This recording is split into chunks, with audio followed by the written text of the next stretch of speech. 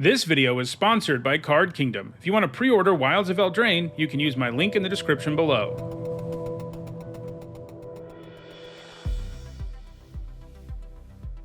All right. So, about to do our very second Wilds of Eldraine draft. Our first one went pretty well. Let's see if we can do well in the second one. Thanks to Wizards of the Coast for inviting me to the streamer event where, you know, they give content creators access to the stuff early, so I can, you know, share this content with you to get you ready for the format. A little less appealing, but speaking of creature lands, we got Restless Bivouac. I don't think we're gonna first pick it, but if this pack was bad, we might. We'd have a Gallant Pie Wielder, though. I mean, we did just draft a red-white aggro deck.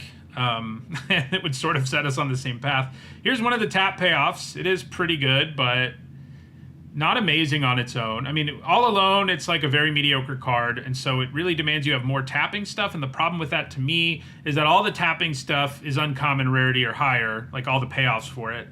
So, yeah. I am interested in Galvanic Giant. It taps things, but it's also like a ramp payoff, slash, you know, it just has a really good adventure attached to it. I do like Frantic Firebolt a reasonable amount, but if you don't end up in, like, there's some decks, like red-white, it's not very good in. Like, I think we probably take Galvanic Giant. I want to try this card. That is a big part of why I want it. I wouldn't hate ending up in the blue-green ramp deck. I do love me some ramp. So, Knightly Valor is not a bad aura. Ooh, well, I think we're going to second pick Johan since we have Galvanic Giant with our first pick.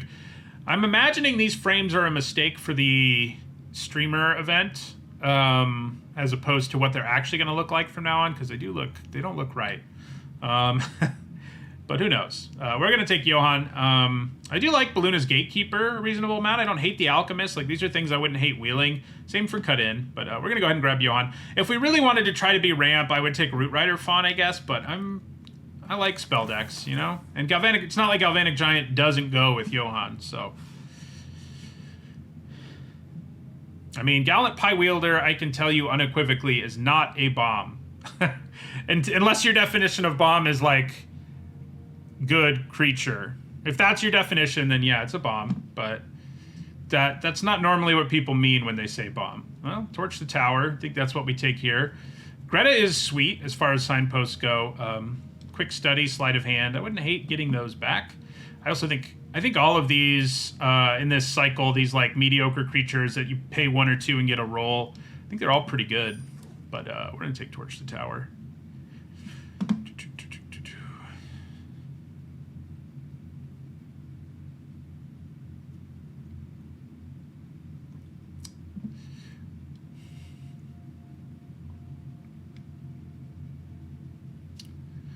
Pretty good start overall.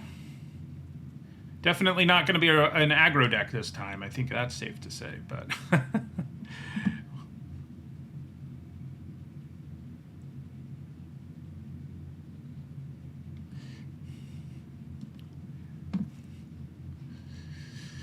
I do love me some Edgewall in.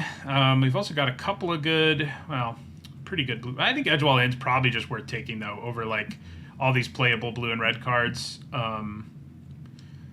Light Blades is probably the best card in the pack that's not Edgewall in, so, you know.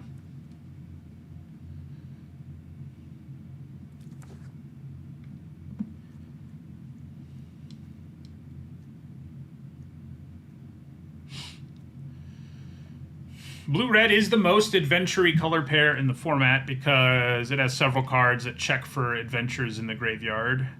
And, you know, the fact that all adventures are instants and sorceries itself already makes it a lot better. So, okay. Got an Evolving Wilds, but there's also just Bitter Chill. I mean, I just think it's a good removal spell, and I think it's better than Bellowing Bruiser. It's not a spell. Obviously, it's not going to work with our spell stuff if we end up in like straight up blue-red, but whereas Stopgap would, but I think Bitter Chill is so much better that I don't really care. So, so it's what I'm going to take.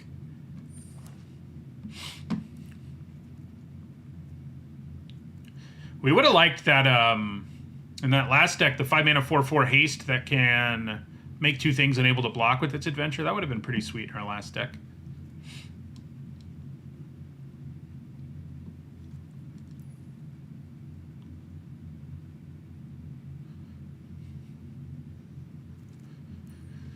Mana Flare. That was a fun card. Fun, not good, but fun. Witch's Mark or Aquatic Alchemist. I like them both. I mean, neither are amazing, but they're both fine. I think I'm going to go with the Alchemist. Is Witch's Mark just going to be better than the Alchemist, though? I kind of feel like it is. I mean, and more decks are going to want it than this deck, whereas the Alchemist is, like, just for me, basically. Yeah, there is a lot of good art in this set. It's true. Like, Witch's Mark has some pretty cool art, for example. Bitter Chill.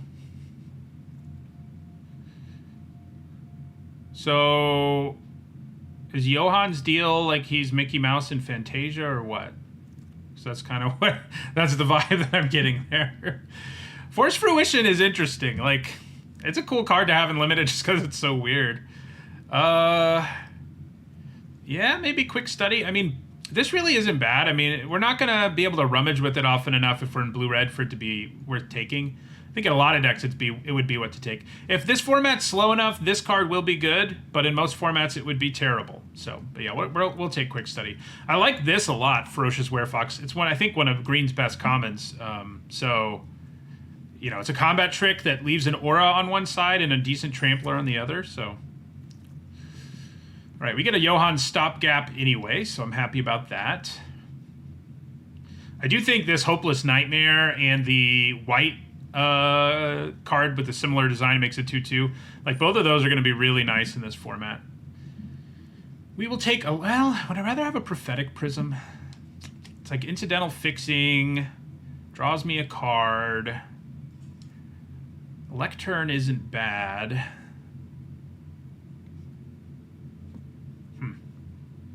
I think I'm going to take the fixing just because, like, has a little more upside.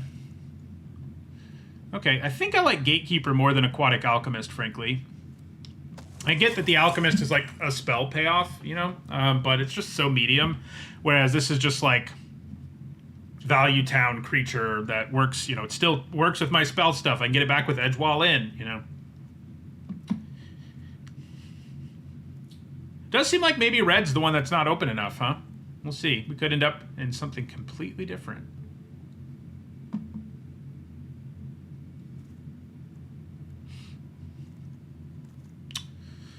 Sure, Sleight of Hand. I mean, it may not make the cut in the end, but if there's any deck Sleight of Hand makes the cut in, it's this deck. So we have pretty good spell density right now. All right, so I do think I take the first Aquatic Alchemist over the second Gatekeeper. Blue seems open. Red, a little less so. Yeah, the Catapults would be good. Those would be some business for sure.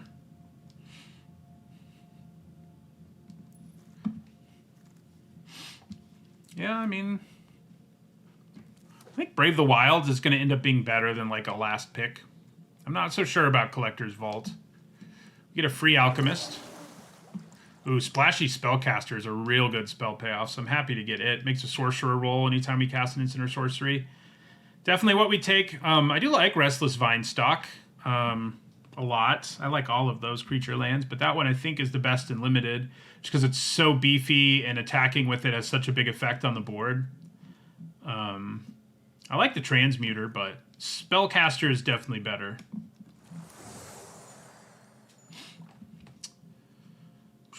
So we're not really as interested in Ratcatcher Trainee in this deck, but it is a 2-drop, it is a spell, it is an adventure.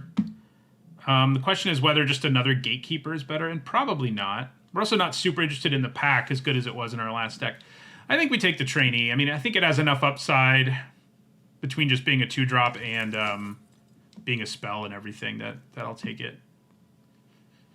Does cut red a little too, that's true. Right now, we're not doing a great job of triggering our Galvanic Giant, but, you know. Disdainful Stroke. Another Gatekeeper. I kind of like another Gatekeeper more than a first Living Lectern. I mean, I don't mind the Lectern. You know, it digs you a little deeper in your deck. It's a decent defensive body. But I think I like the Gatekeeper a little more. Also does something with our Galvanic Giant for what that's worth. Which isn't a lot, but, you know.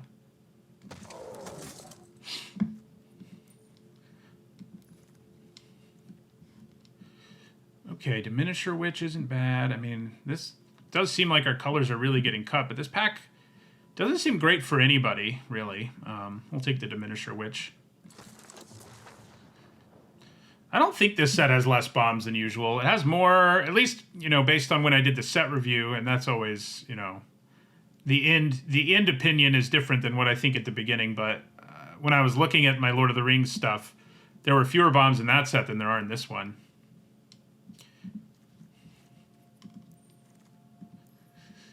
Food Fight's fun, but I think very difficult to make work. I'll just grab another stopgap, I think. You know, if the blue-green land wheels... I mean, I wouldn't necessarily pivot, but I think I would take it. I mean, it would allow me to splash green, so... Which right now we're not doing, but it's not that hard to end up with reasons to splash thanks to these, like, off-color... adventures. But yeah, I mean, blue's really open, red's really not, so it could happen.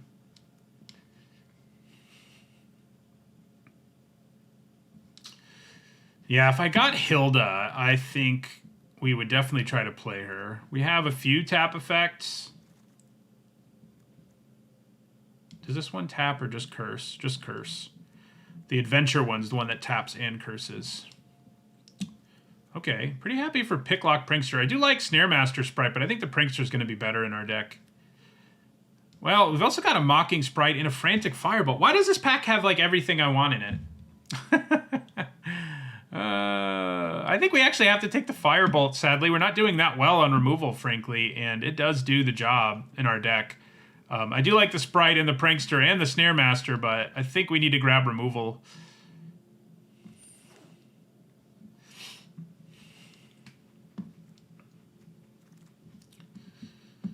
There's an Evolving Wilds. I mean, oh, we definitely take Scalding Viper. We had that in our last deck, and we couldn't cast both sides, so in this deck, we're going to unlock its full power.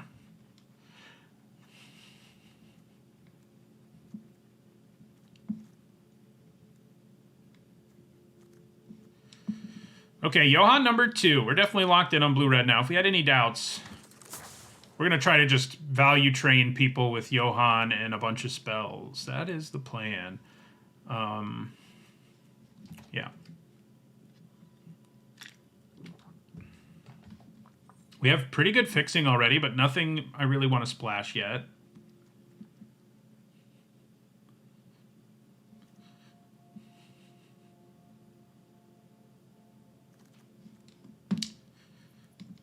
Here's the adventure one I was talking about. I think we want it more than we want. I mean, Skewer Slinger, if there's a deck for it, maybe it's blue-red because it's, like, defensive, but I think we want something that has a spell attached to it more than we want a random 2-drop.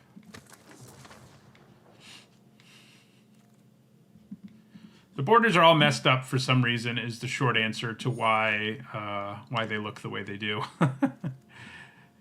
Okay, we get a Lectern here. Certainly okay with a Lectern.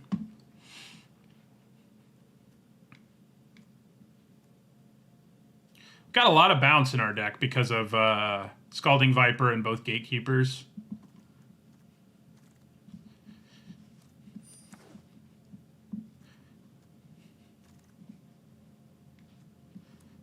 Don't imagine we want Harried Spear Guard in this particular deck. Ooh, wow. We wield a Mocking Sprite. I mean, I don't think it's amazing, but it's kind of what I wanted in this deck.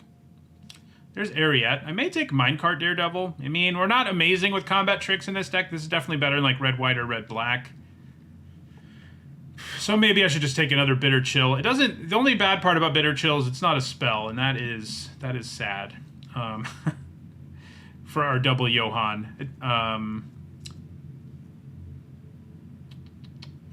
I think we probably still take it, though. I think it's good enough to just be what we're supposed to take, even if it doesn't synergize really with what we're doing.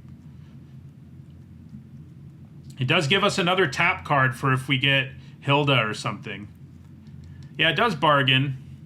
And it replaces itself if they ever bargain, which is nice.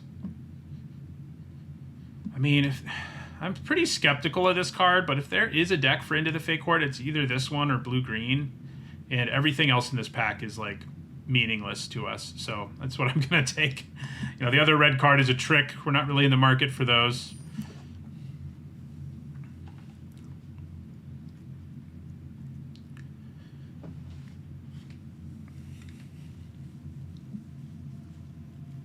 No, I don't think the apple's good, like, at all, really. It's not, like, unplayable, but it's definitely better in an aggro deck. We don't really have any interest in stealing things. It's getting, you know, it's not going to do much for us. This Tortoise is a cool card, but, you know. Ooh, yeah, we want Two-Headed Hunter in this deck, too. I mean, it's just really good value. Yes, please. Both our decks today had this. You know, we never got to cast a double strike side, did we? But we did slam the big 5/4 Menace a couple times where it mattered. Johann number 3. Ooh, we're actually good with Gadwick's first duel. I'm a little skeptical about Johann number 3 because it's legendary and expensive, and we have so many cheap spells that I honestly think Gadwick's first duel is going to be really good.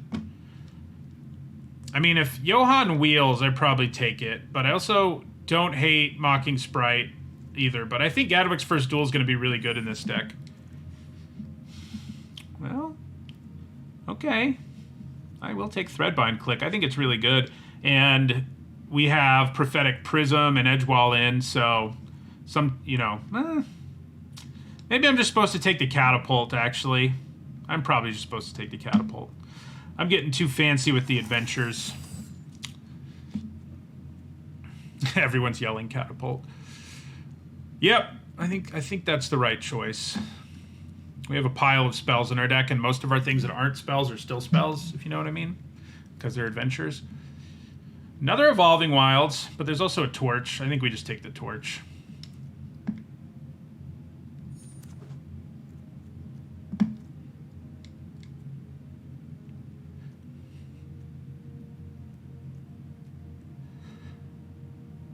I don't know how good Diminisher Witch is going to be in our deck. We're not that good at bargaining. Yeah, another Catapult would be great. That is for sure. Do get another Alchemist, which is much less great. I kind of doubt all 3 will make the cut. Maybe, I mean, I think in an ideal world, we'd probably play like 0 to 1 of them. So here's another, ooh, there's another Catapult, though. Yep, that is what we want more than a Mocking Sprite. The thing I don't like about Mocking Sprite is its 1 toughness, which makes it die to, like, so many things. And that is a real problem. I think we'd rather have a Transmuter than a Lectern in this deck, since we're so into spells. If the 3rd Johann wheels, that would be pretty cool. We don't really have a reason to run the Prism in the end. We don't have any, like, off-color adventures or anything.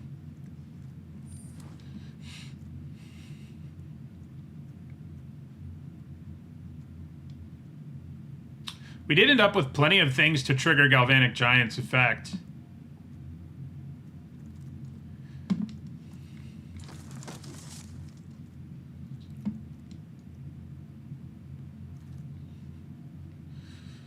Yeah. I don't think we play either of those cards, really. And we don't really want any more of these than we already have. This deck ended up pretty good overall. I mean, there's, you know, the uncommon adventure creature would have been awesome. But we have 2 Johanns, 2 Catapults. It's hard to be too upset with your blue-red spell deck when you get those.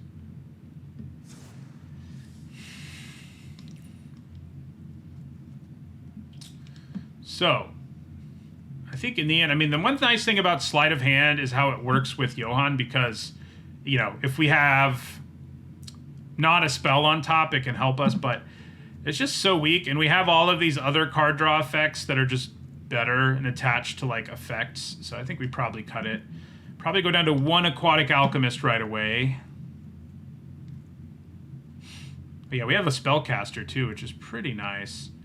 Your curses actually don't get replaced by your opponent's rolls. They can still put rolls on the creature so it'll get buffed, which negates the curse a little bit, but it only counts. Each player can control one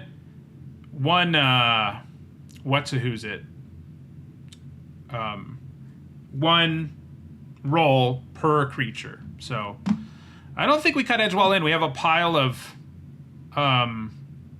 adventures in our deck, so I don't think that'll be happening.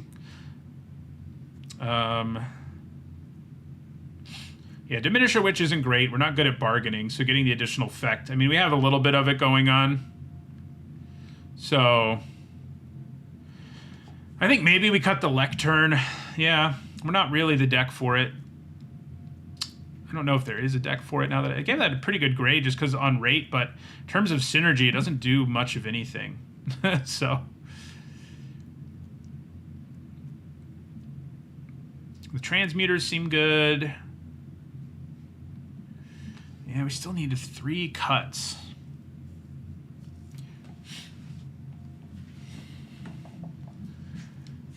Where do we go for them? I mean, you know, maybe Quick Study's just not good enough. I mean, it's not like we don't have a pile of spells. I mean, the thing that's nice about all these adventures is while they don't like all say draw a card, that's basically what they do. You know, you play a 2-mana bounce spell that draws you a 6-drop later in the game. So I don't really like Quick Study that much when we have all of these other card advantage adventures. I do sort of think we want to hold on to the one into the Fey Court just because that is an effect that can win us a long game. But Witch's Mark might have the same sort of problem. We don't want to cut too many cheap spells. We do have more than it looks like we do because, yeah.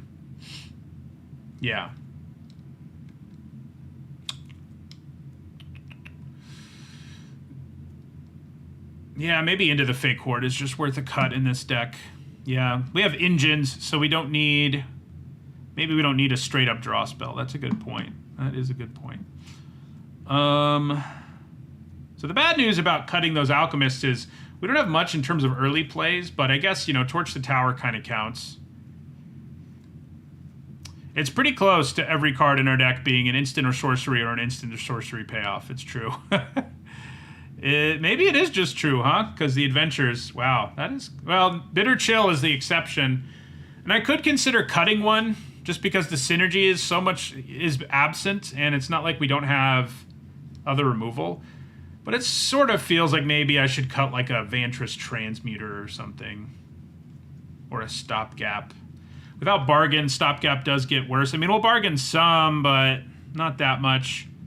So the Octopus isn't that good, but I don't really like cutting a 2-drop creature when we're already kind of not doing great on that front. I think we cut Witch's Mark in the end. We have enough cheap spells for Gadwick's First Duel because it will count our adventures. So Galvanic Giant, it's true. We don't have a ton of payoffs for it anymore, but maybe it is just what I should cut. The adventure on it is so nice, but you're right. We have 3 cards that trigger it now, so maybe it probably is better to cut it and leave in. Maybe put something else in. Maybe Witch's Mark is okay. It is a spell after all. Yeah, another Octopus might just be better since we need 2 drops badly enough. And at least it has a spell attached to it, so. Okay. I'm more excited about this deck just because it's, you know, more of like what I want to do in Limited. That doesn't mean it'll perform better. In fact, it'll be pretty hard for it to perform better because we went 7-2 with the first one. So, okay. Well, we've got cheap spells. We've got to Torch the Tower for Gadwick's First Duels Chapter 2 already. We don't really want to play it unless we're cursing something, though, most likely. So we'll see what happens there.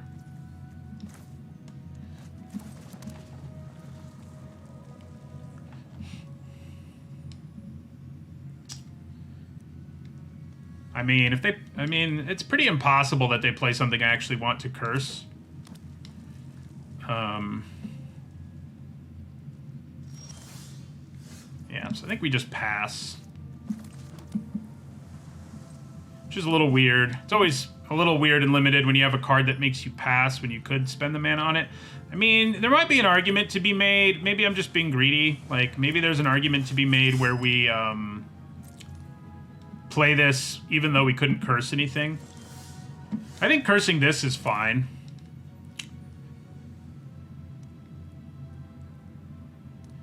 I guess it is still kind of a problem, but I'd like to hold on to Torch the Tower. Yeah, so let's just play Gadwick's first duel here. It is not exciting, but it is what I'm going to do. Then we can play Johan next turn.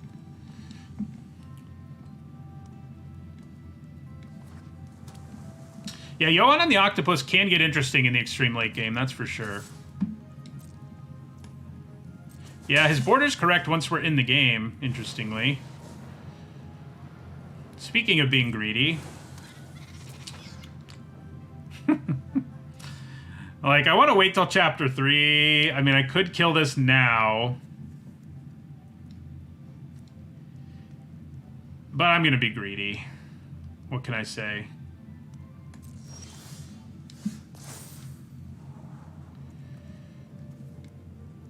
Okay.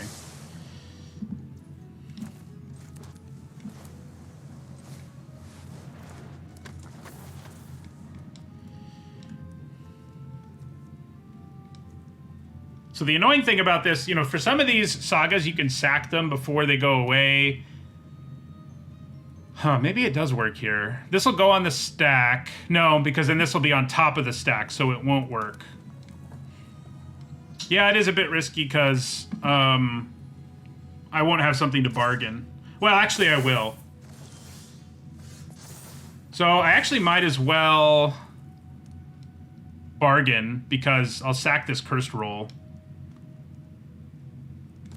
So, yeah.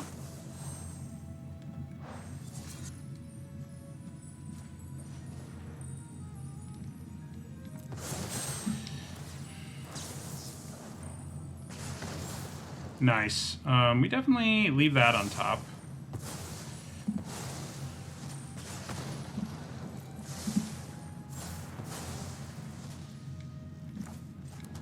I may just play out a 3-4 here. As unexciting as it is, I think we play out our 3-4 here.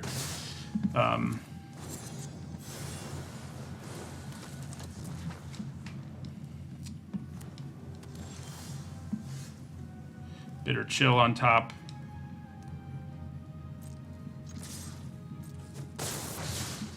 Yeah, I think we just play out a 5-4 Menace now. We're in pretty good shape here. I mean, we can tap what they play. We can tap two things that they play. We have a bounce spell. I mean, we're kind of doing it.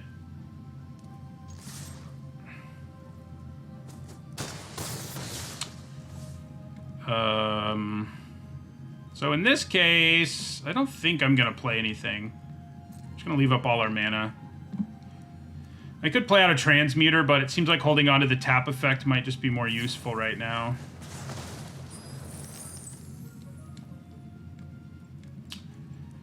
I knew Gadwick's first duel was going to be good, and it definitely has been so far.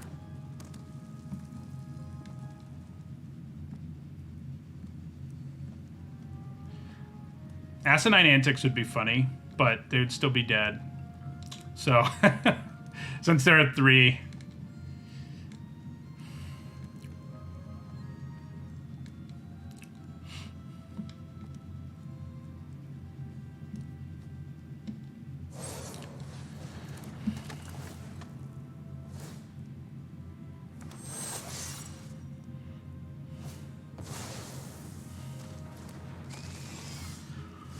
Right, so I'm gonna do this.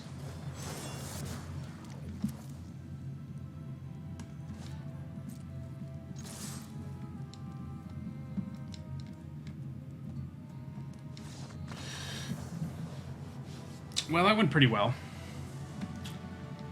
Didn't really do anything. I mean, I guess the crazy turn we had was where we actually doubled our spell with Gadwick's first duel. That was a pretty crazy turn.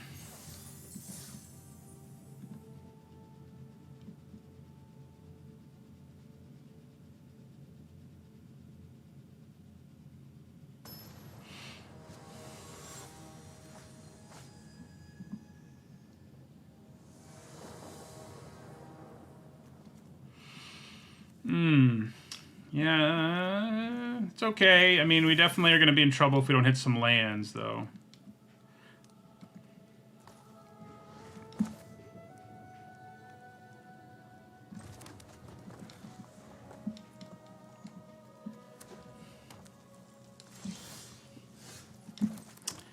How greedy am I? I sort of feel like we have enough bounce effects around that just playing a 2-mana 2/1 that's going to ping them a bunch, probably worth it.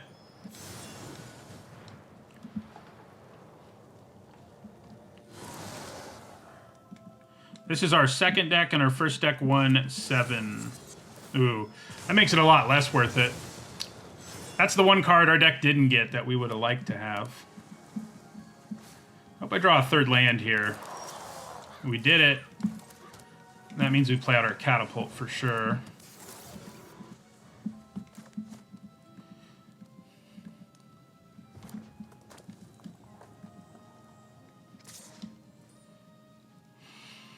Yeah, I think we just take 2. There's too many tricks that can blow us out.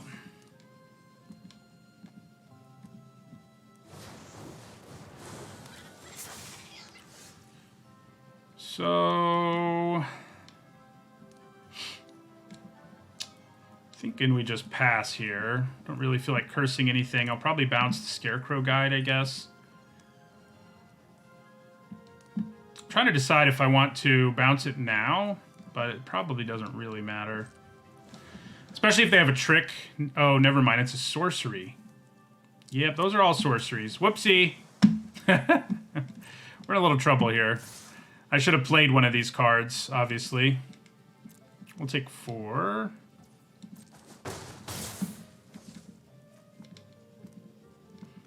That turn may cost us.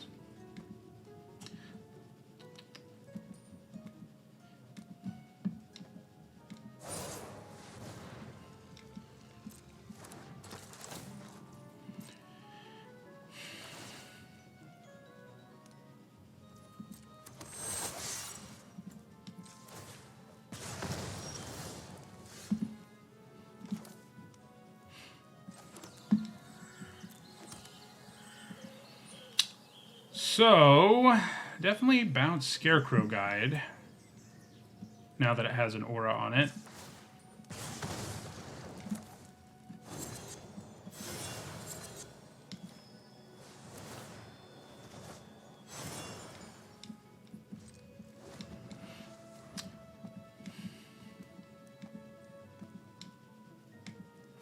Don't really want to bounce either of these because it gives them back value. Whereas bouncing Scarecrow Guide does not. All right, so let's make them have the trick here. I've taken enough damage at this point to, to make them. Oh, crap. That makes 2/1/1s, and then it starts spitting. It can make itself bigger. Bouncing it doesn't really do the job. That will, but only... Okay, so we're going to curse something and then sacrifice the thing we make, because we just can't let this stay in play. That's basically all there is to it. So we're going to go do 1. Curse something.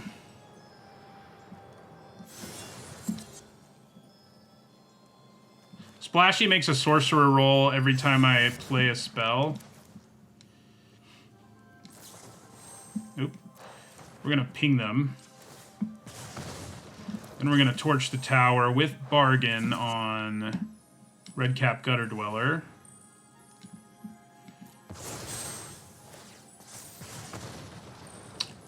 Land number 5, is that something we're desperate for? Not really, and we're likely to draw it one way or another anyway, so we're just going to bottom that. Okay. Just haven't had the time to play the Spellcaster since they just keep playing things. And they can attack pretty well here. These rat tokens make Unruly Catapult kind of sad.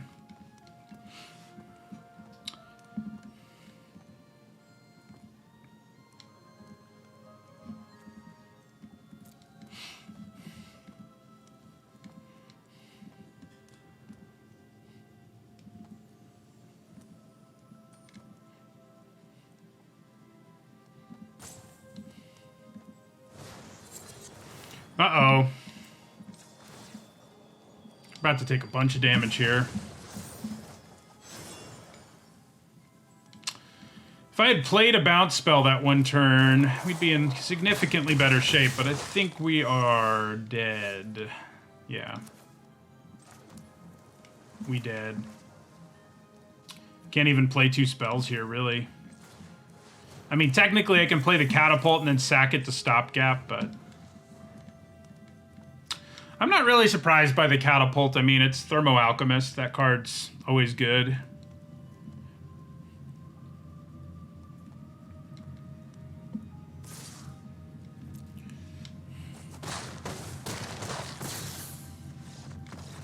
They got me. Yeah, that turn where I just didn't use my mana at all, didn't play a bounce spell, obviously really cost us. I mean, they still had like a way better situation overall, but we would have had more life, and they would have had less of a board. Remember, basically all the bounce spells in this format are sorceries. That's what I was trying to teach you guys. They're all sorceries.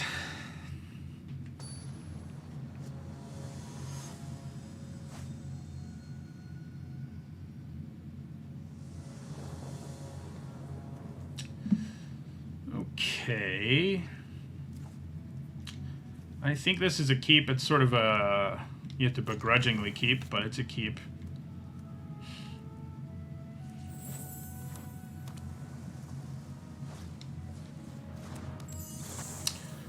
They went with that thing on turn 1.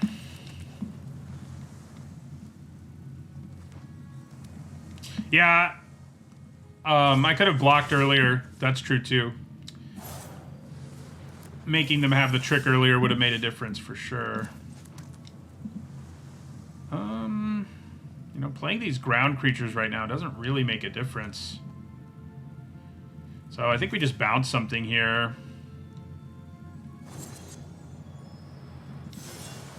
Just bounce the Lectern and pass. Doesn't result in less damage, but it does mean they have to spend that mana again.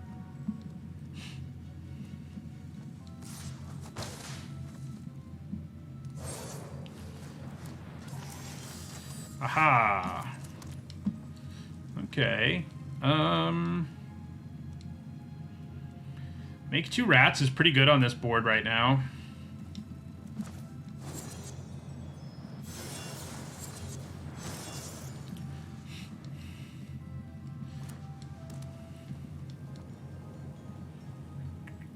Red Blue Otter's uncommon. I'm pretty sure they stuck so many like weird animal creature types in this set because of not just because, but a few sets from now we have that one where it's like a realm where everything is like an anthropomorphic animal. That's my guess why they did it.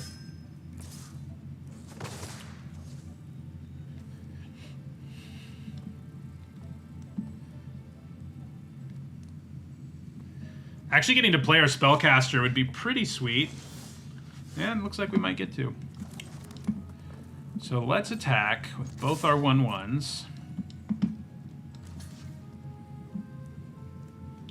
Wonder if they're holding up counter magic. That would make me pretty sad. But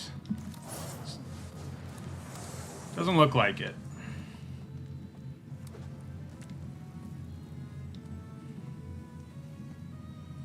But yeah, there's like otters. I'm trying to think what the other ones are. There's some other types in this set too. So here's one of those tap payoffs. Doesn't exactly strike the fear into me right here, but you know, it is what it is. If they have a bunch more tap, obviously it gets interesting for them.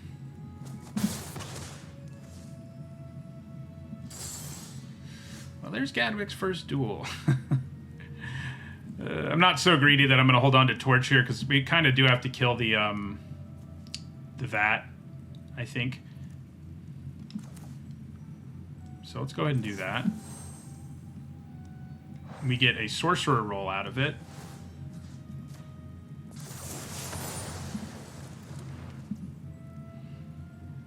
Then what do we want to do? Probably play Ratcatcher Trainee.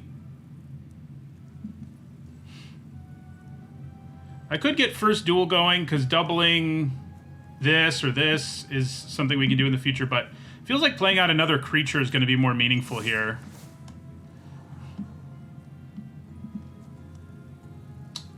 Yeah, I can get it back with the octopus later. That is true. I don't want to do it now, though. I'm not desperate for a 5th land.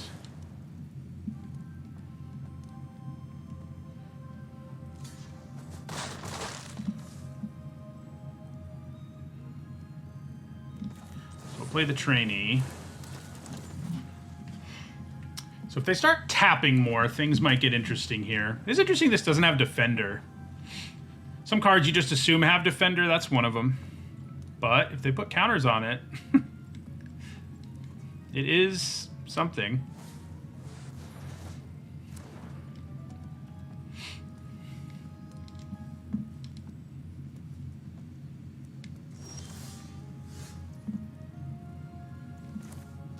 There's our 5th land anyway.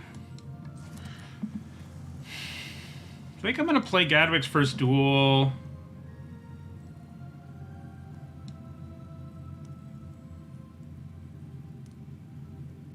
Doesn't really make a difference. I mean, I guess making this a 1-1 is honestly better than it being a 0-4. It is kind of funny, though. Let's duel and see what's on top of our library. And we will... Well, we don't find that out yet. But yeah, we'll do that. Then...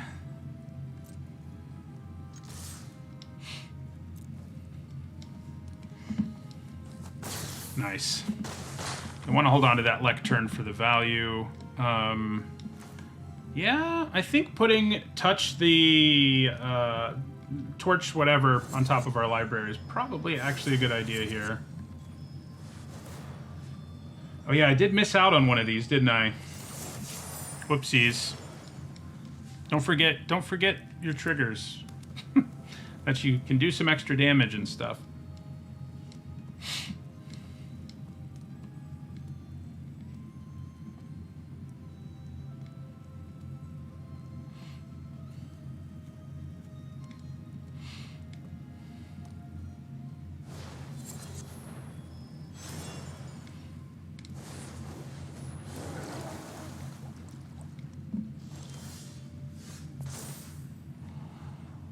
Yeah, I'll take stopgap.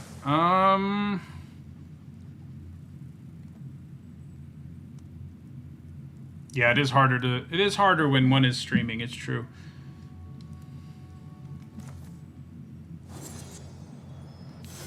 We are gonna tap this.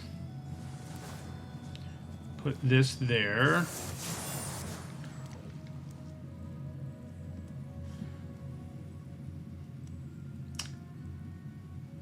And yeah, I think we just attack and then play Aquatic Alchemist. You get to scry twice. And I don't think we want to get rid of that. I mean, if we can just keep bouncing stuff, that seems pretty good to me. Especially with, like, stuff in play, so...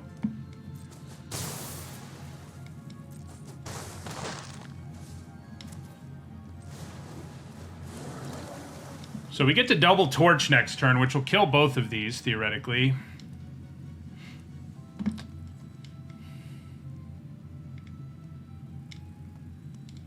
Yeah, you can't do it at sorcery speed, so that's why he didn't do it.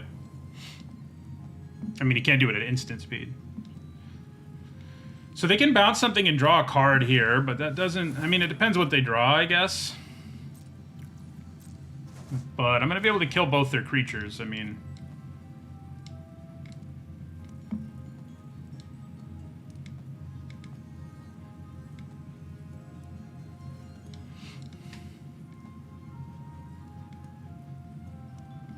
I guess if they kill, like, our spellcaster here, that would be a little sad.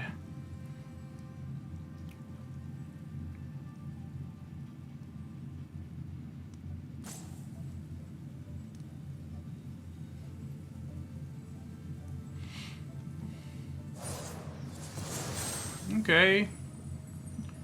You're gonna curse something.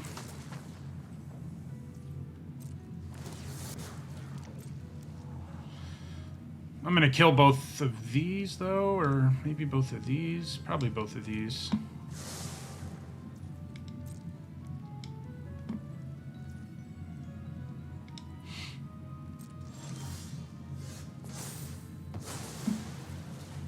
So... I don't even have to bargain, actually. 2 damage is plenty.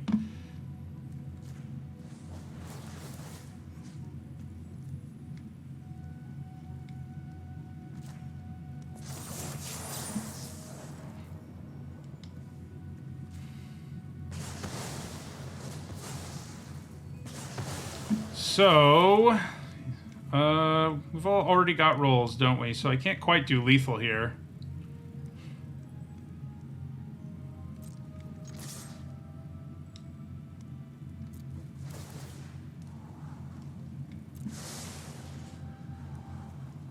I mean, I guess if we really need a way to do that last damage...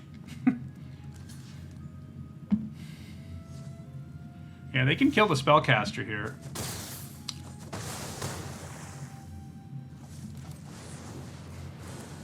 They need a whole lot to not be dead here. I can't bargain their cursed roll. They control it.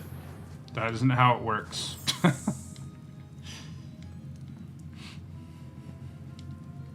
That would be silly if that's how it worked.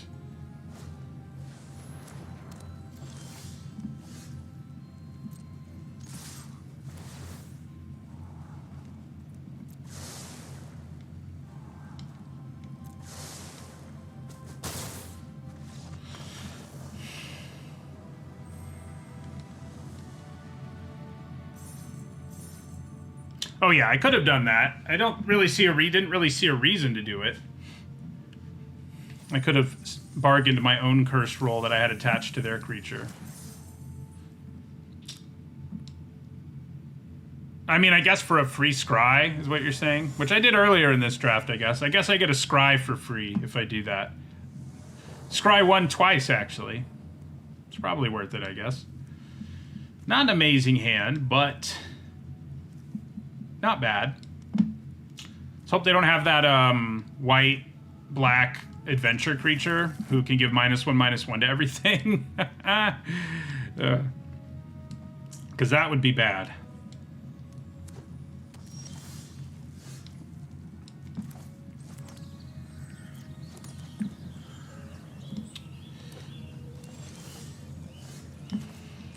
So here's a question. Do I play out one of these 2-drops? And I think the answer is probably yes. And it's probably Ratcatcher. Well, yeah, no, it's probably Ratcatcher Trainee. It's more likely to be able to rumble for one thing. So... Well, now it's not.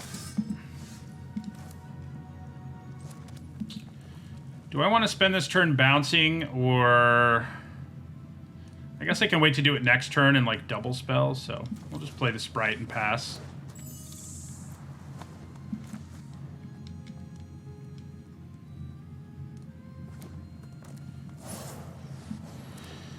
Alright, so they're going to get double strike here.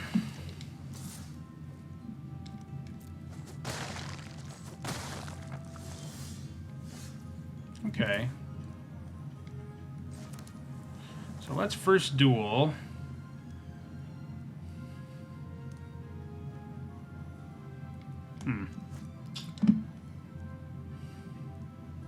This is another spot where first duel's kind of awkward. Like, it doesn't really do anything for me. So, I'm thinking about just playing this to bounce that and attack them for 4. I think that's pretty good. And then I could still bounce something else, but I don't really want to bounce anything. So, yeah, let's attack with both of these. Then stopgap without bargain. Not that I have the option anyway. So yeah, I could cast this to bounce the Courtier, but that... I mean, I guess it's a thing. It's not terrible. It would mean I don't have a spell ready to go for Gadwick's first duel in a few turns, but I'm likely to find one between scrying and everything. Yeah, let's just go ahead and do this.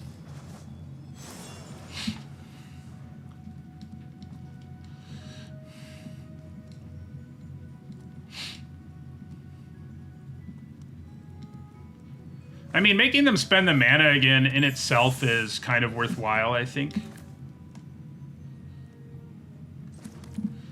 Alright, so we're going to Bitter Chill this. Attack them for 4. Play our Catapult.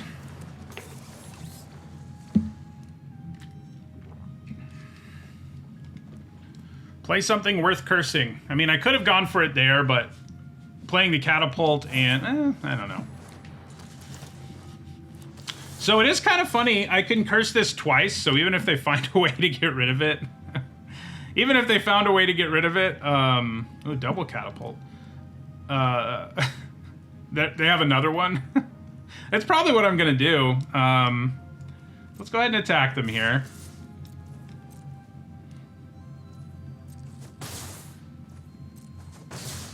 Are they at low enough life I'm just supposed to play Scalding Viper and Unruly Catapult here? I kind of think I am.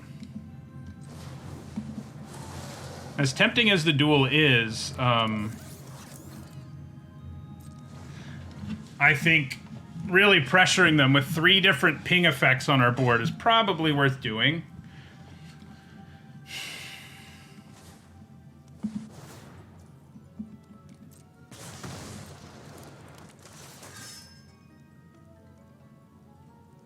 All right, so they're going to get rid of that, which is frustrating, but it's not the end of the world either. I can at least block it, but they do have a free attack with it that'll get them back up to 10.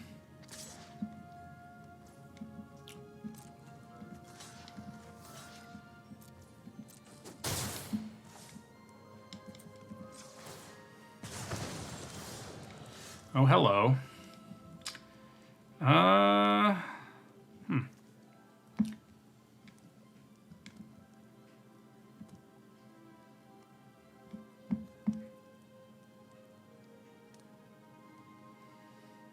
I could torch this, swing for 6, ping them twice, cast. Yeah, that'll kill them. Because I just go ping, ping.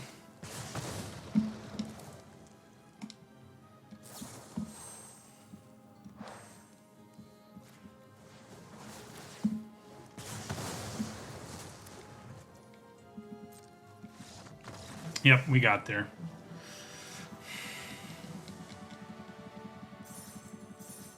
One thing both our decks got was the 1 mana deal 2.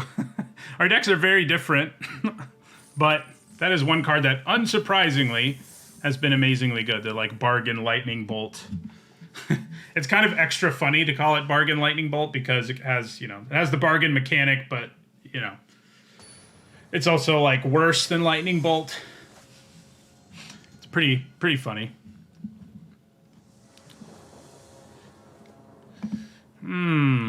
This is a questionable keep. I don't think we can keep it.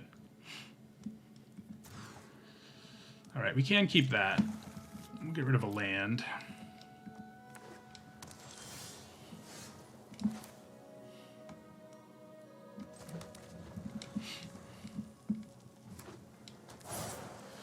Oh, God. That thing is a monster. It's like Luminarch Aspirant in creature form. The kind of removal we have in our hand right now is not good against it at all. Cursing it doesn't really stop it. Tapping it doesn't really stop it. I mean, it makes it worse. So there's that. And I guess it's what I'm supposed to do.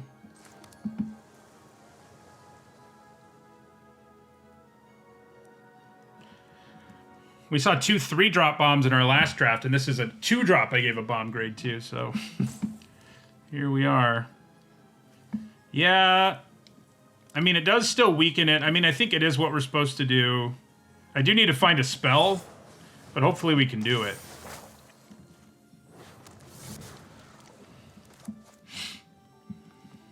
I mean, I could double Aquatic Alchemist, but that's not exactly what I want to be doing.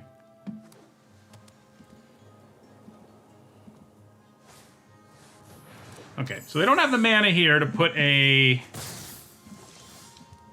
roll on anything. I like that part. Okay, good. There's Torch the Tower, which will solve most of our problems for us next turn. I can even sack the Curse to do 3 to both if I need to. I think Transmuter seems like a pretty good draw as well. Kind of don't think we play anything this turn because it doesn't really accomplish anything. Shock is definitely not an irrelevant card. Even when they reprint it in Standard these days, it sees play. So it's definitely irrelevant in every format that has Lightning Bolt, but... yeah, I'll probably play Alchemist as a creature. It's probably worth doing.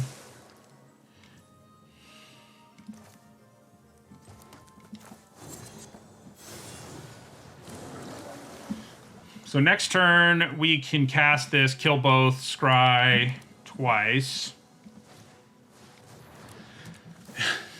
Yep, that's what we'll be doing. Although... let's see how where they put the counter. That may create a problem. Sam Black. It's always...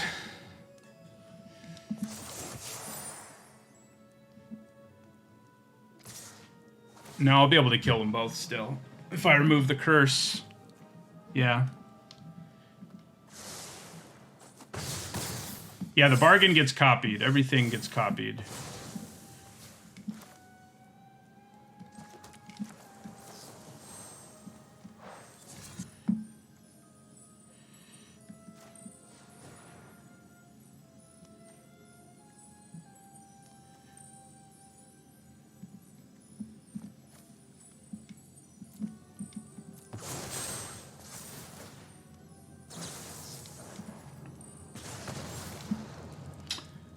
I still think we just leave this on top. I mean,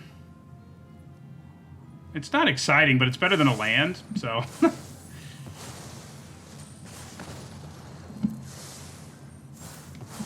yeah, if they had put that counter on the spellbook vendor, that would have been really bad for us. That would have created a more serious problem, but they didn't, so...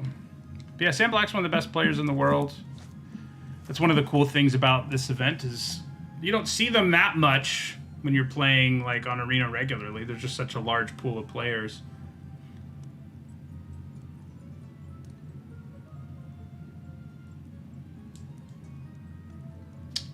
So we cleared out their board. Gadwick's first duel has been good in our deck as advertised. Of course, every time it's been Torch the Tower, we doubled, so that's pretty funny, I think. I think I'm just going to play Transmuter as a creature here, as unexciting as that is. This is the second time today we've done it, but, you know, sometimes a 4-mana 3/4 is perfectly fine. And this is one of those times where it's just like, yeah, okay. Yeah, that card's good. So they'll freeze something down here and get a counter. Kind of forgot about the counter. Wonder if he has the Mythic Rare payoff. I hope not.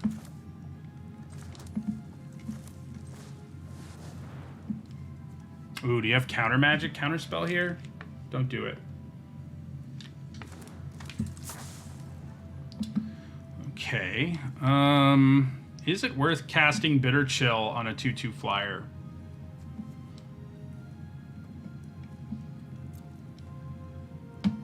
So next turn, I can cast the Alchemist and then put this on top and then cast it. So I don't really feel like using Bitter Chill. I'm just going to attack with the Alchemist.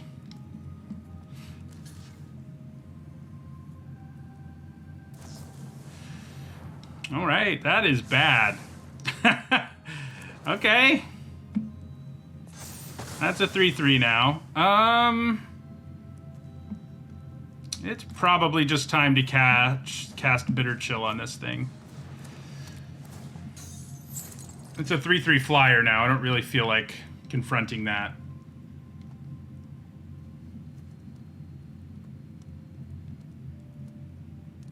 I don't have anything to bargain. Well, I could bargain.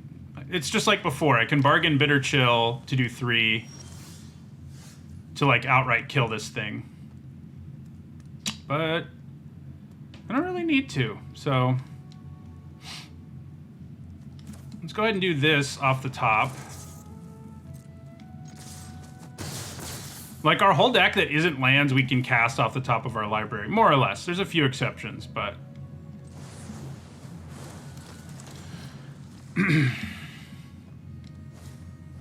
Ooh, there's Charade. That's a really good payoff for tapping things, unfortunately.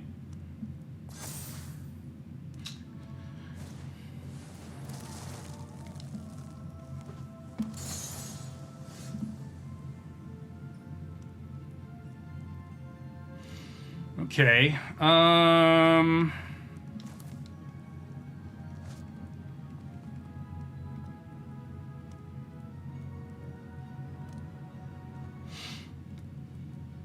Do I just kill Frostbridge Guard here? Is that what I'm supposed to do? Probably. It's not very exciting, though. And then I can attack with my 3/4 and my 2/5.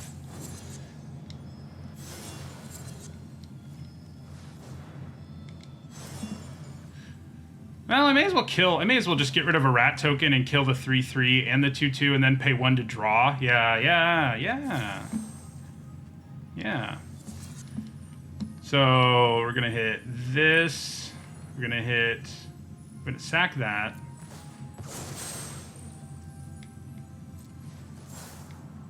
Oh wait, I was thinking I could double it. What was I thinking?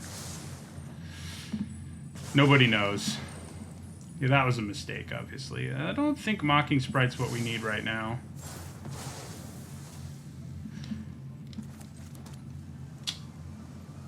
Yeah, that was a mistake. One that we can sort of save ourselves from, but completely unnecessary. So...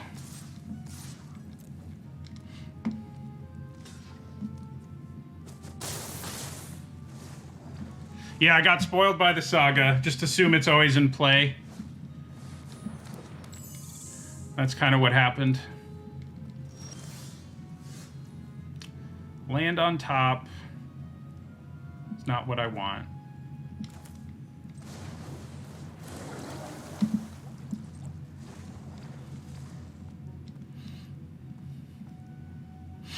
This thing can be a problem in terms of gaining him a bunch of life.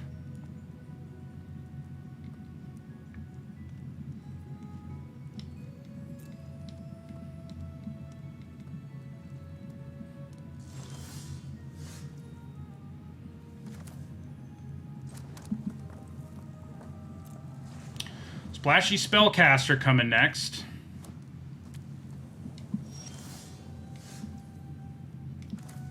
We're getting all our spell payoffs now. Because Catapult's after that.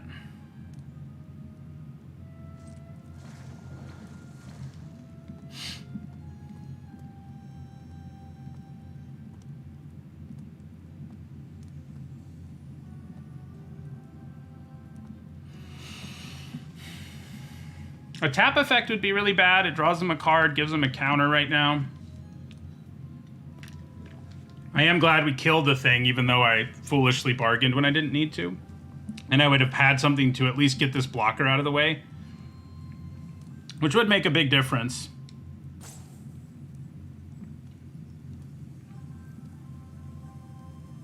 Thank you for the resub, Lord Waffles. Uh-oh. There we go. So they do have a tap effect. That's kind of what I was worried about. So the question is whether they can gain life here. They still haven't played a permanent, so it's kind of hard for them to. There's another land.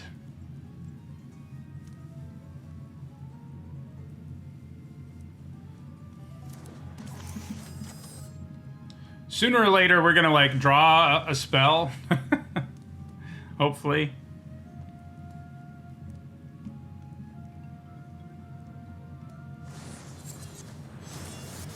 Yeah. They definitely got there on the tap nonsense. This is going to gain lifelink this turn, too, so...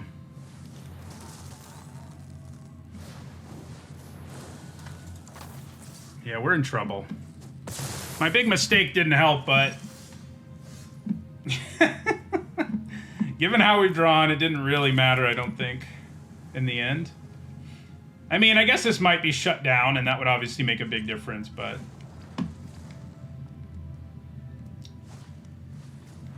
Yeah, another tap effect, tap down, some things.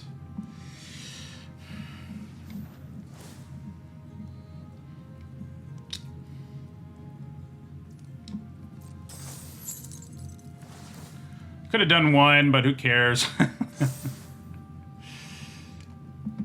So they can tap, pump this to 7. So two more tap effects, and I'm dead.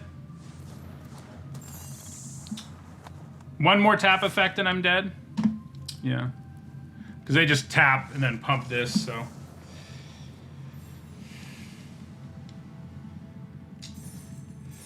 Yep, that tap deck seemed like it got there.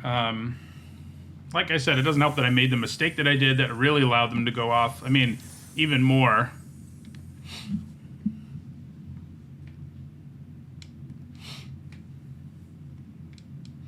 But, you know, sticking that tap +1/+1 counter effect and then having a bunch of really good tap effects like Charade and the 3-mana 1/1 or 1-mana 1/1 flyer that can tap things if you pay 2. I don't love that 2-mana 2/2 that taps things. Like that one, it'll be interesting to see how it, you know, normally that card isn't good enough for limited anymore, but...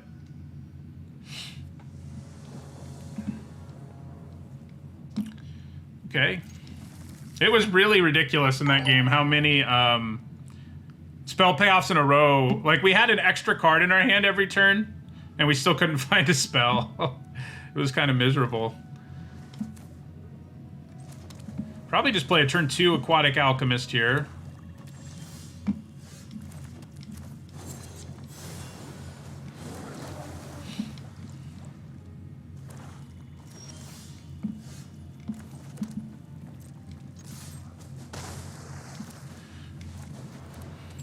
Seems like we might have all our spell payoffs again and no spells, though.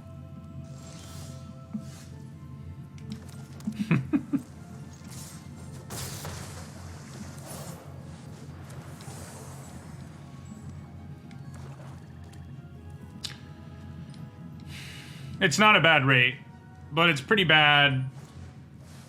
Ugh. Okay, well, could be worse. That's the second time we've been gotten by that card today, by people just slow rolling it. We definitely hold on to Splashy Spellcaster. He does need friends to put the counters on, but hopefully we find them. And we did, sort of. I don't think we play anything.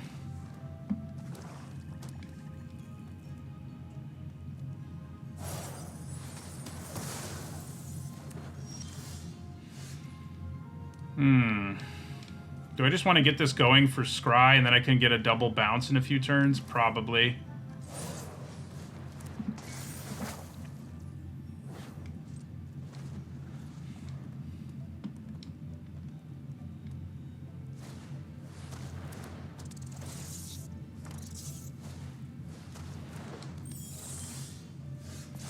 Well, now we're going to have double torch the tower, so... lots of removal. I could use some more... This is removal that's also a creature, so I think we'll put Bitter Chill on the bottom. So yeah, let's go ahead and... we'll bounce Barrow Naughty. And then play Scalding Viper.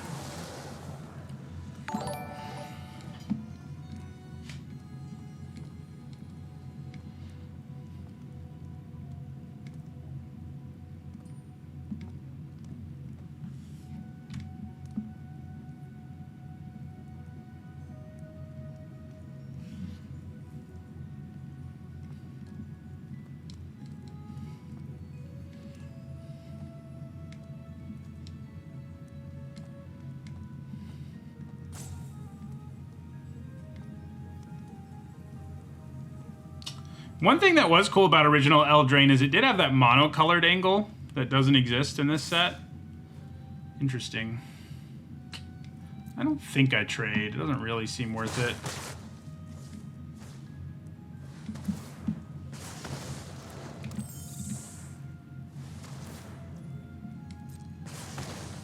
So we're gonna get to torch the tower again. Double time torch the tower.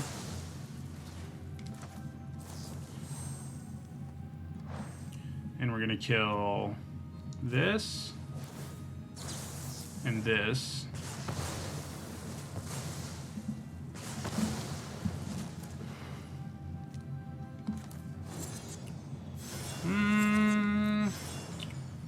I think I'd rather just bitter chill the flyer instead of cursing it. Down to 10 they go.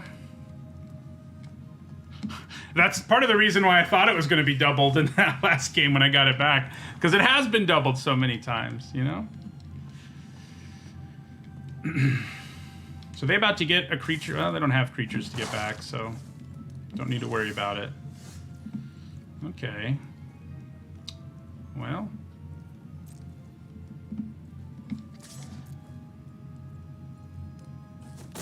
Go ahead and bounce this rat token.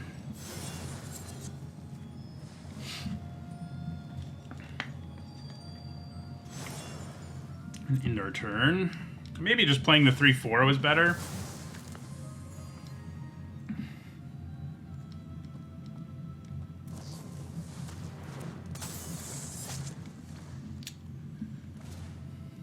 Oh, that thing is good.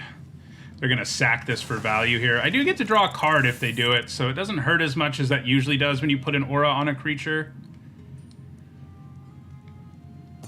Because I do, that's part of what makes Bitter Chill better than like any version of this effect we've ever seen before, is that I get to draw a card myself. Bounce. How good is Bounce? Not bad. Bounce that draws us a card, especially. Yeah, I'll leave it.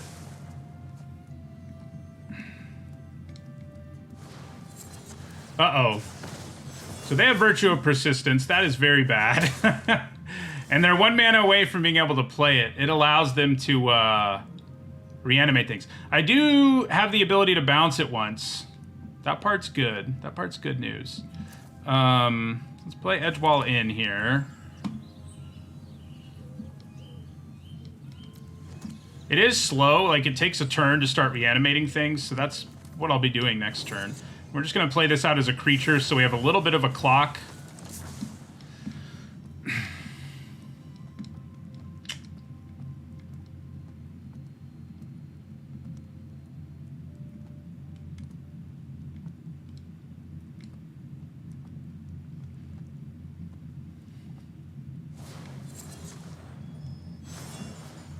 Okay, so they didn't have the mana for it yet. That bodes well for us.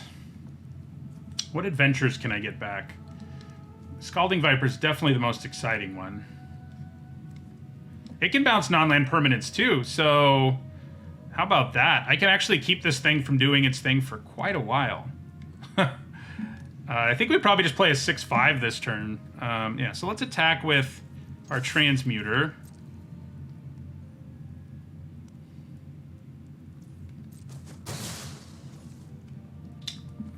Play a land, play Big Ol' Giant.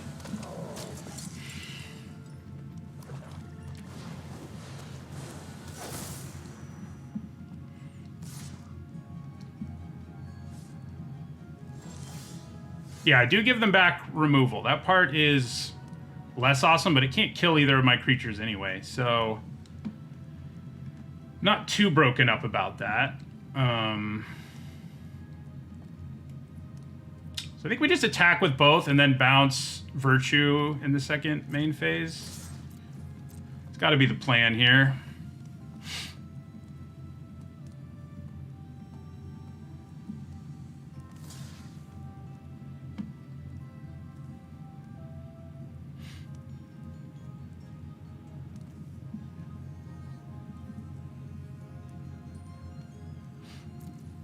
They can reanimate from our graveyard too, so that's the bad news. How much does this cost to get something back? 3. So I could get back Gatekeeper, bounce it, and then play Gatekeeper again next turn after they play this, and then... Well, I won't have time to play the Gatekeeper, is the thing. So...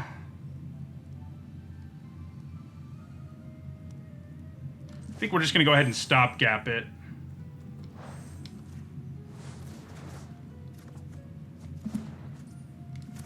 More mana is good because it makes our life a little easier. So if they spend another turn playing this, I can attack them again with Transmuter. I mean, that's pretty bad for them.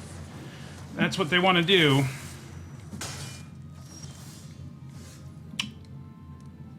So now I have 7, 8, 9 mana. So that means I can get back...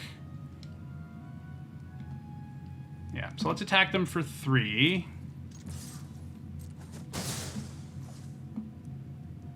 I guess it's probably just better to stopgap again, honestly, than it is to get back.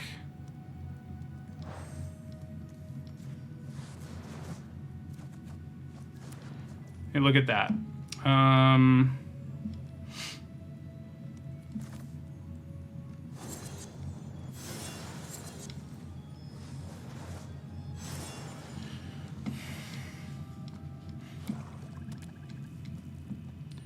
All the bouncing is hilarious. So now they have to, like, use removal or something. Or play a creature, yeah.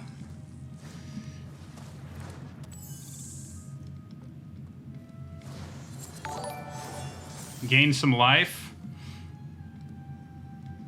This is actually an instant, unlike everything in this set. Alright, so let's attack them.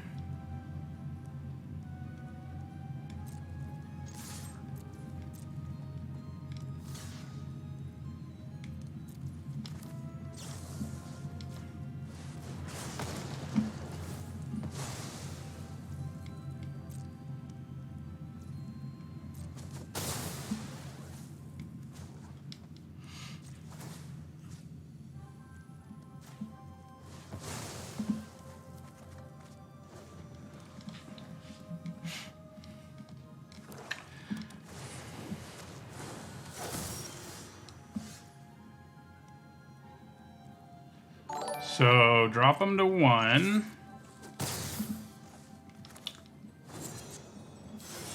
Bounce this to their hand. Play Gatekeeper. This card is such a huge bomb, and I think we might have managed to beat it because we drew, like, every bounce effect in our deck. Oh, that was hilarious.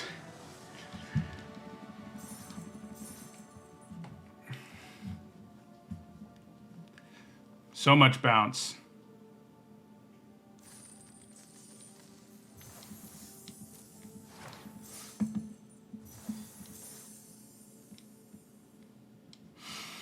Yeah, the Viper would have definitely killed him, I guess, but, you know.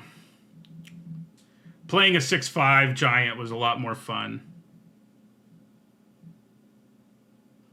Yeah, playing that card. The card is crazy strong, but...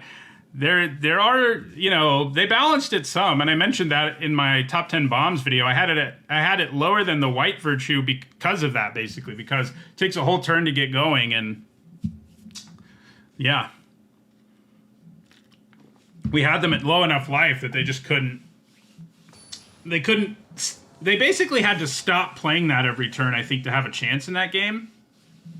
But I guess I don't know what was in their hand. Everything else in their hand may have been meaningless, so. So maybe that's just what they had to do. Yeah, we time-walked them several times and lowered their life in the process. That's one way to look at it.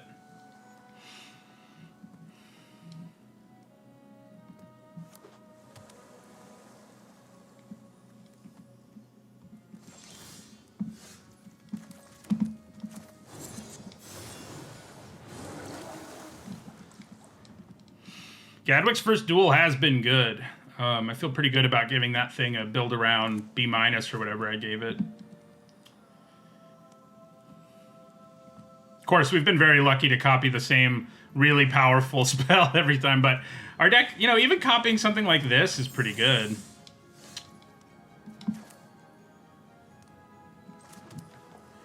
Well, I guess I'm going to take the free attack here. I think I play Mocking Sprite. Makes it so I can pay 1 for this effect, which is way better. Curiosity, that is pretty spicy. Yeah, I don't really want to block. Enjoy your one card. But now I can just put Bitter Chill on it, and it's basically a 2-for-1, so it kind of evens out in the end. So we'll go with red. Attack them for 3. Put Bitter Chill on this thing. And we even have the mana up if they decide to bargain it or whatever.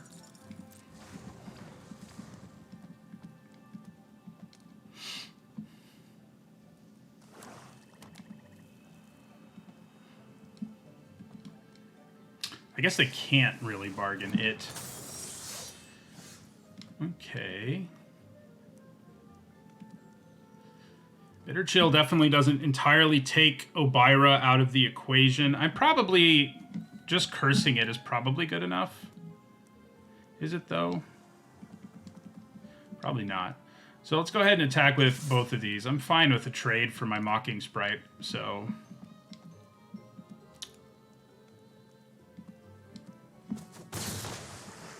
And then I think we'll play Spellcaster.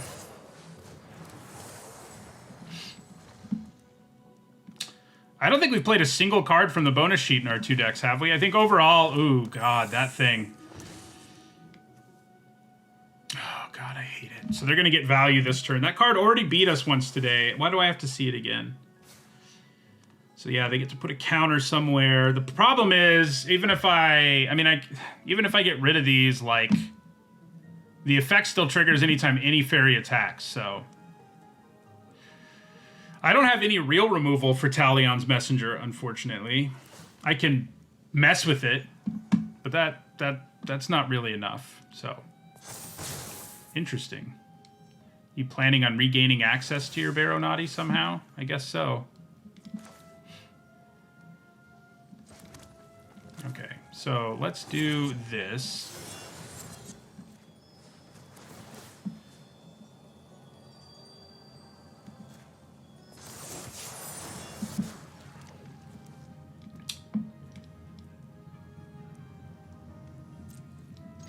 Attack for 8.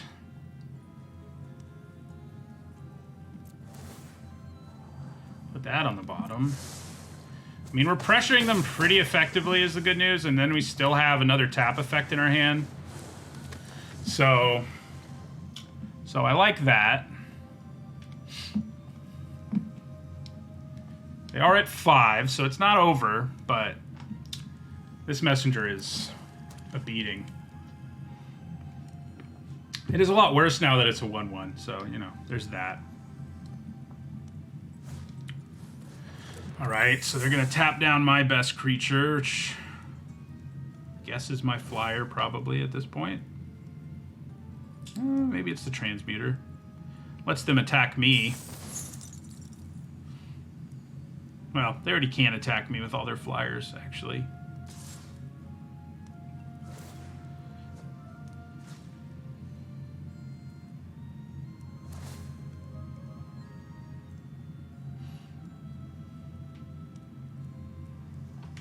Does this say up to?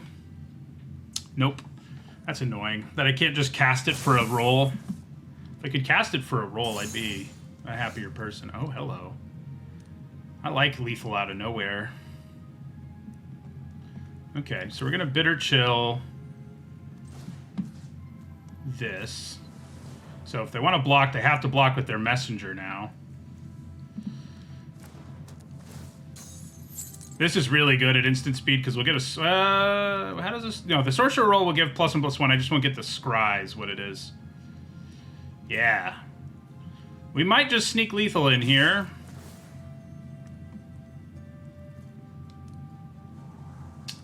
Yes, please.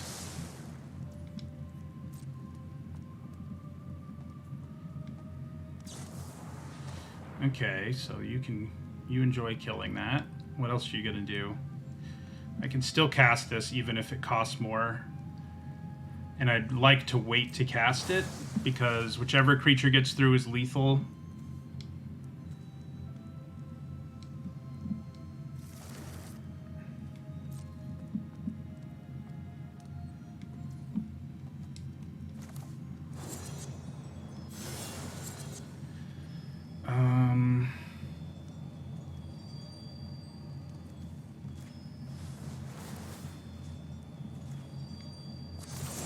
got there.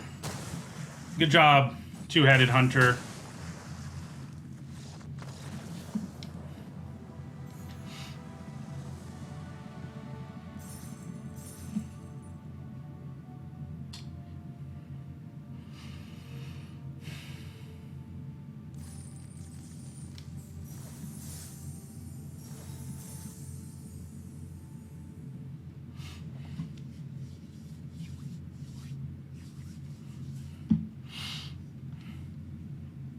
That was a good draw to draw the double strike trick there. I mean, the only one I can think of that's as cheap is Teamer Battle Rage, which is, you know, a card that sees play in Construct in Modern, so... So it also being stapled to a creature is pretty nuts. Yeah, this is a keep. I mean, we really need red mana, but we can play most of our hand, and it's fine. And we drew red mana anyway, so there you go.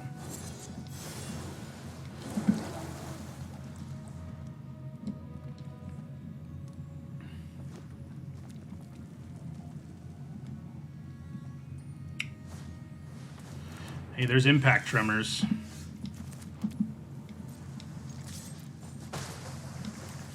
Hopefully this time we play Johan. He does a little better than he did recently. I think we play him before Spellcaster because if we can start getting free cards, that's a big deal.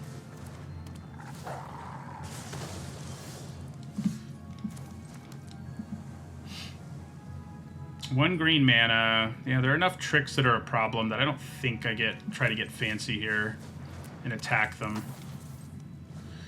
Edge wall in on top.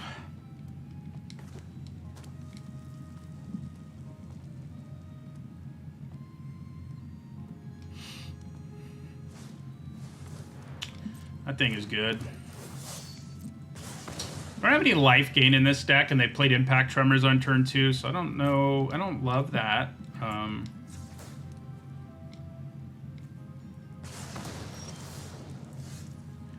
Okay, I do love that. So, let me go with red. We're going to cast this off the top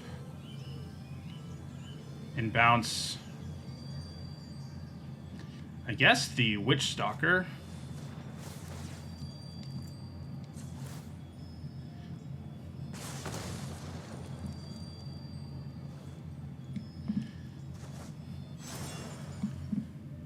Then the question is whether I want to tap. I probably do, because it lets me do a bunch of extra damage. Wow, there's another one on top. Too bad you can't do it more than once a turn, huh? And too bad this doesn't stack more than once a turn. Luckily, Unruly Catapult does.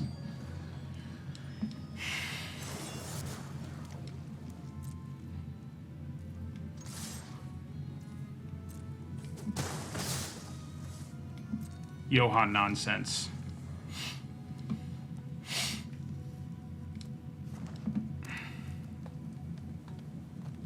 They made it say once a turn because it would be absolutely absurd as an uncommon and limited, I think. I mean, even in other formats, I guess it would be, but it would be completely insane. And in a format where most of your, well, not most of your creatures, but many of your creatures also happen to be spells, it's kind of insane.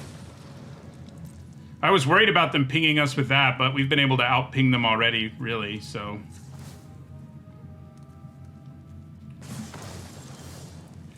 So now... There's Stopgap on top of the deck. Is it better to cast off the top of my deck here just because I can do it? I kind of don't think so.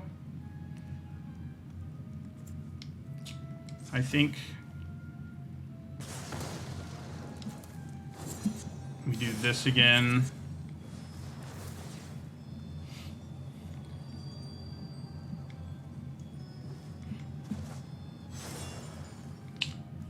Then we do this again.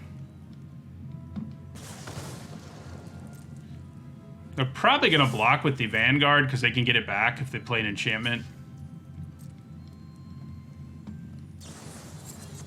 Okay.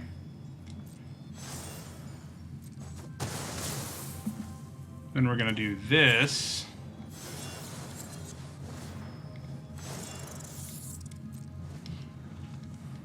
Look at all these adventures. I love that feeling. Where you just have a pile of adventures. you know, you have one card in your hand, but you have 4 creatures in the adventure zone. All right, so we got a chance at 7 wins with this one, too. That'd be nice.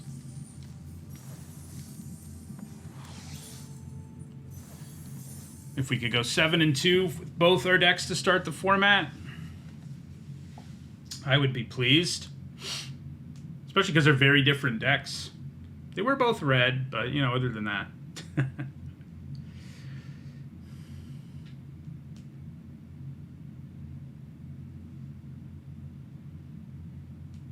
Yeah, we did see that game where Johan just whiffed every turn. It was like I was being punished for my horrible decision that I made a few turns earlier.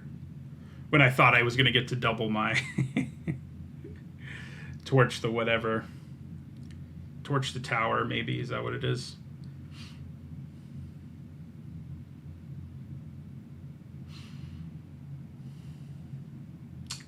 It's always super hard to tell what the best color is in a set this early. Like, it just is.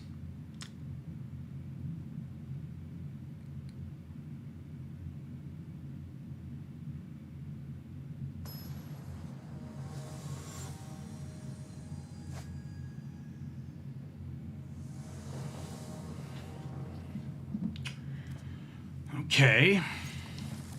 Seems decent. Here's Ginger Brute. Well, they're going to start the beatdown early.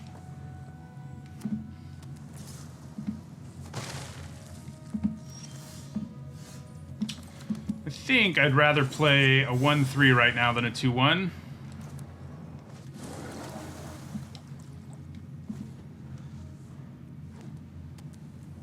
You know, if you blink Johan, that's a good question.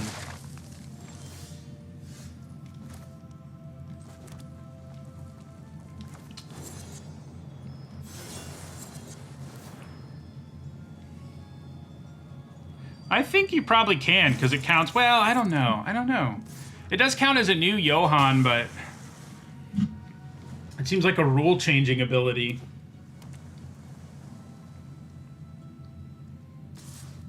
It's a good question.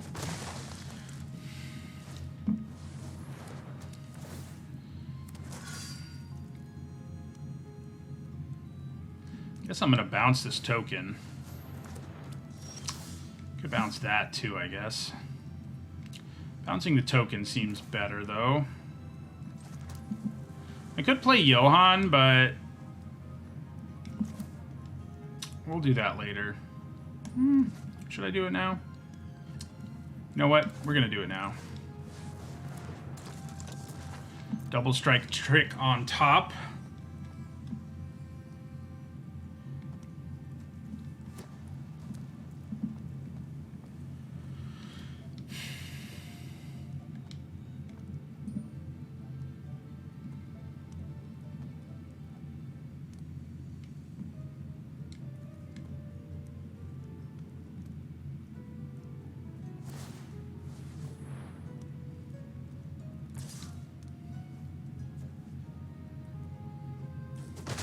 We're getting Ginger brutalized. Land on top, huh? Okay, well. And I think it's time to do this.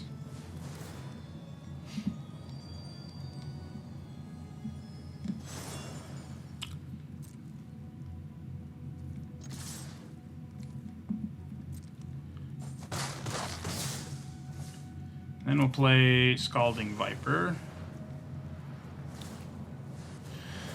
Well, the fact that they had to sack that to scry 2 does usually mean good things. They did put 1 on top though, so that, you know, that's never as good.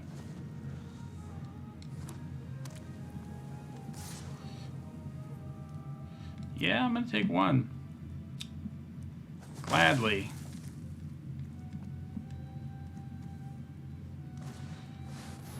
Ooh. That is bad news. I can tap it at least. I guess that's the best we're gonna do here. tap it and curse it. Cursing it actually makes it bigger, but it does get tapped, and I think that has some value. Yeah. So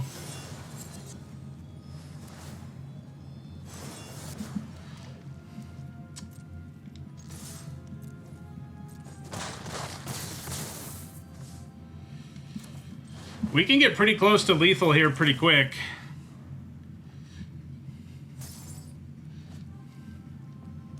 You get to draw an extra card. We have another tap effect in hand. Ooh, big flyer, okay. Not really what I wanted to see. Okay, that could be good. Well, I think we curse Dutiful Griffin for now.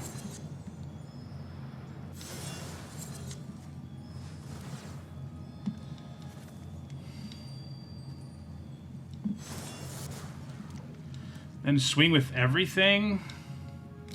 The double strike might give us lethal, so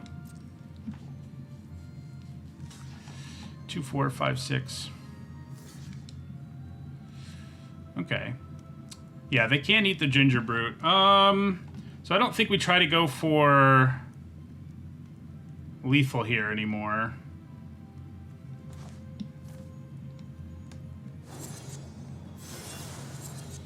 I think we go ahead and kill Ginger Brute. Make them sack it anyway.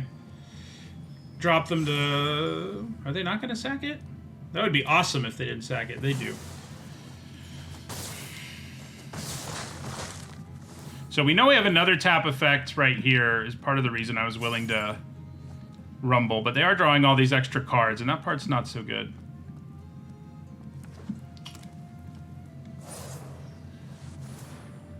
We do one to them.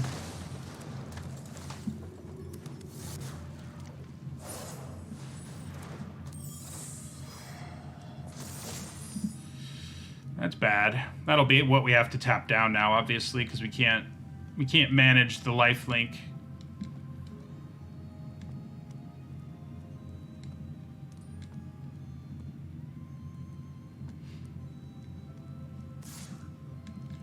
It's kind of amazing we haven't drawn an actual instant or sorcery this whole game.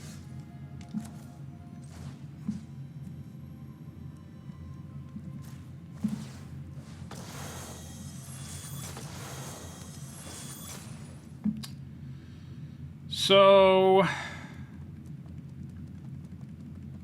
an attack here results in them taking 2. Don't think that's worth it.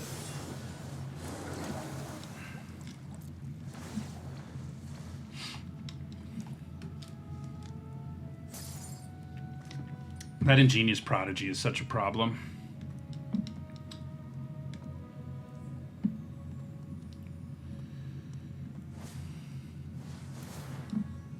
Drop them to 4.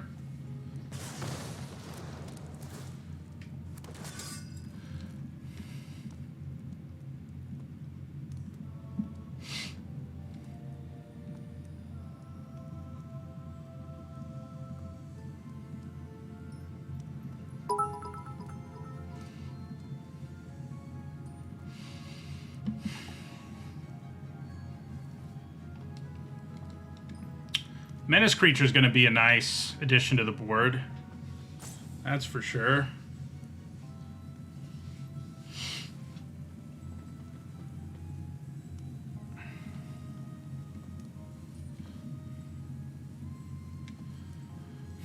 So they can hit me for 4 here if they want to. I mean, they could even attack with the Prodigy. They have pretty good attacks here across the board.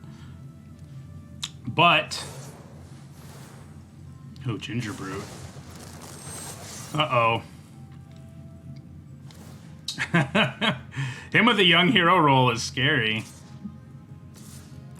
Yeah, that's aggressive.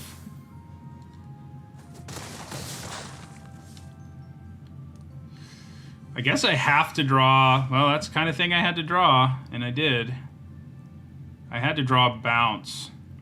But I think that'll give us lethal now.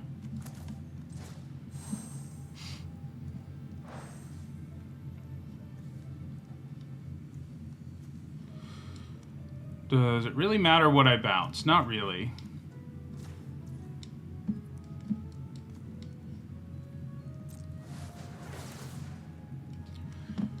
See if they have a way to stop this somehow.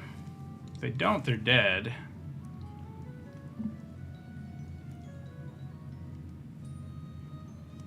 We've got one blocker remaining.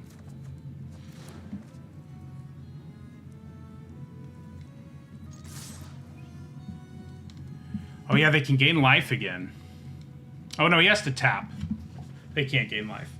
Thank goodness.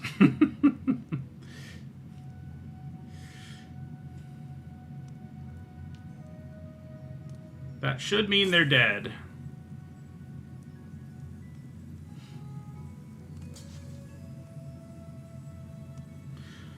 What's the other card in their hand? I guess. Nope. All right. 2/7 win decks at early access. I don't know if that's ever happened for me. I feel like I usually have one deck do poorly, and one deck do well. And then it was like, you know, not today. 2 7 and 2s to start the format.